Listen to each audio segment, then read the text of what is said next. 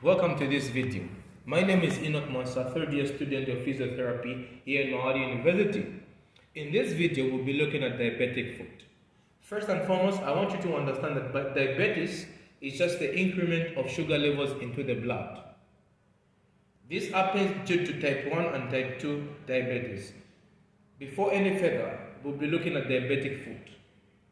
Diabetic foot is just neuropathy or ulceration of tissues of the skin, to be more specific, the foot, since now it is now the weight bearing of the body and some bony prominences.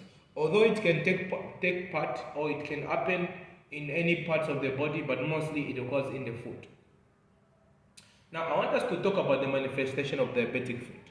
It has been said, though it is not really fully understood, but it has been discussed to say, due to the increment of sugar levels, because of the cells not receiving much more energy for its usage and flourishing, instead of receiving, there's more potassium channel are coming out of the cells, hence losing its capability.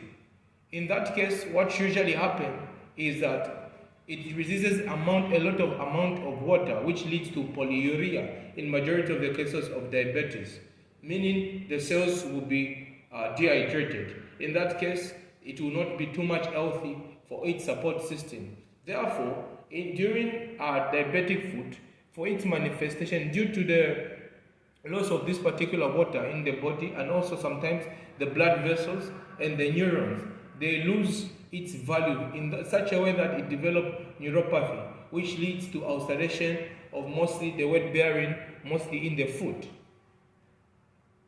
In this case, due to neuropathy, the patient begins to receive sensation like tingling sensation, numbness, and well as pain in the foot, and it begins to develop sores-like structure due to the weight bearing of unnourished tissues of the skin, and also in the bony prominences, which leads to amputation of the lower limbs. Now, diabetic foot should be mostly taken care of through the means of physiotherapy. Mostly, majority of the cases, physiotherapists are the people that take care of this condition, and also they prescribe after surgical intervention and other management. They prescribe the patient not to take too much weight bearing over the lower extremity, and if possible, they prescribe the crutches and other walking heads so that they can help them not develop too quickly. And also, they advise by giving insulin so that the sugar levels may stabilize, which may help one not to really necessarily acquire this diabetic foot. All in all, it is occurring. Diabetic foot occurs due to neuropathy as well as the blood vessels being hampered. So thank you so much. This is just an overview about diabetic foot. Hope you learned something in this video. Thank you so much. Thank you.